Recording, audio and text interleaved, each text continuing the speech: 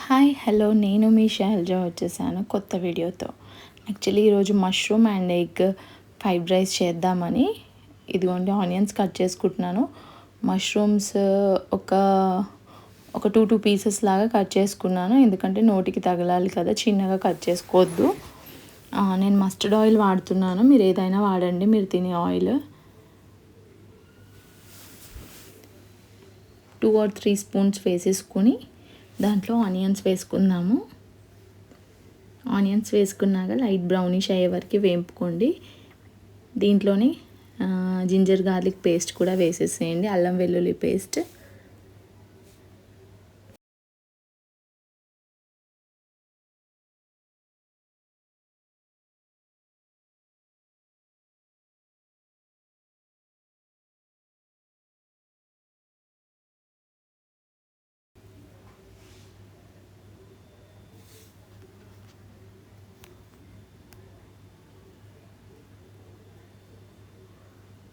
లైట్గా బ్రౌన్ అయ్యే వరకు ఫ్రై చేసుకోండి.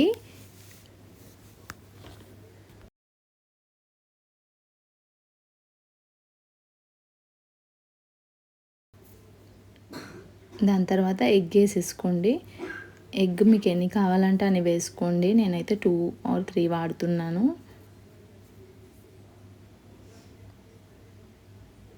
టేస్ట్ చాలా బాగుంటుంది, ఒకసారి ట్రై చేయండి. ట్రై చేసి నాకు కమెంట్ చేయండి.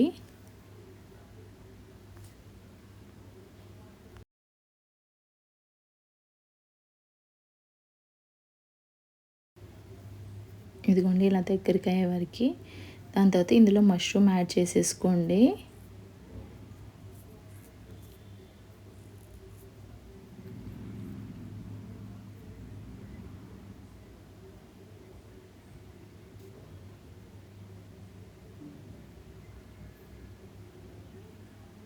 మష్రూమ్ మంచూరియాతో కూడా ఈ ఫ్రైడ్ రైస్ చేసుకోవచ్చు, ఇలా కూడా చేసుకోవచ్చు, రెండు బాగుంటాయి. కాకపోతే మష్రూమ్ మంచూరియాలో ఆయిల్ ఎక్కువ అయిపోద్ది కాబట్టి ఇలా చేసుకుందాం మేము. టేస్ట్ కూడా బాగా వస్తుంది, ఇందులోంచి వాటర్ కొంచెం వస్తుంది. అది మగ్గే వరకు చిన్న మంట పైన వేపుకోండి. తగినంత సాల్ట్ వేసుకోండి. ధనియా పౌడర్ కూడా యాడ్ చేసుకోండి.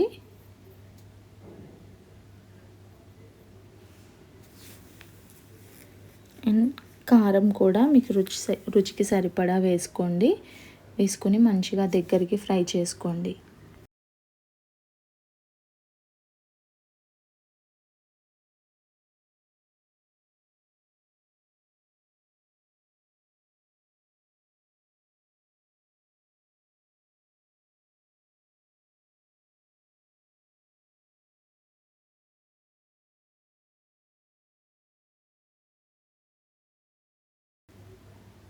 కొంచెం సోయా సాస్ వేసుకోండి.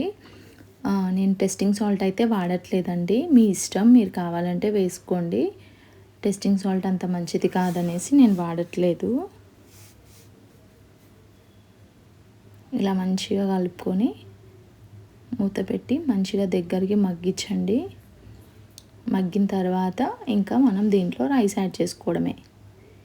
చాలా ఈజీగా అయిపోయాం mushroom and egg fried rice.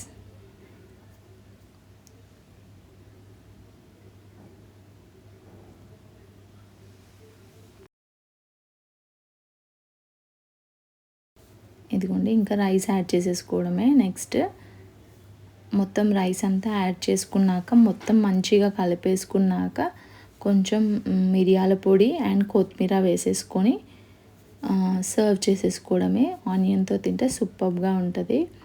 ఒకసారి ట్రై చేయండి. ట్రై చేసి నాకు కామెంట్ చేయండి, షేర్ చేయండి, లైక్ చేయండి.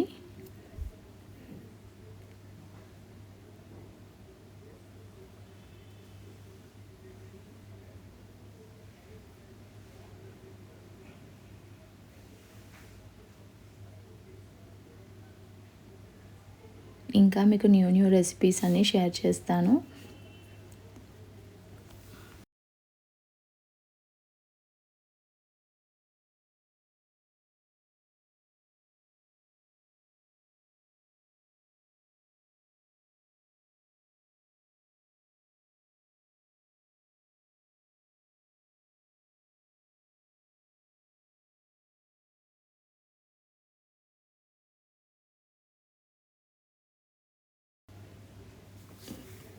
పెప్పర్ పౌడర్ వేసేసుకున్నాక బాగా కలిపేసుకొని దాని తర్వాత ప్లేట్లోకి సర్వ్ చేసుకోవడం. కొత్తిమీర కూడా వేసేసుకున్నాను. వేడివేడిగా తింటే చాలా చాలా బాగుంటుంది. కంపల్సరీగా ఒకసారి ట్రై చేయండి.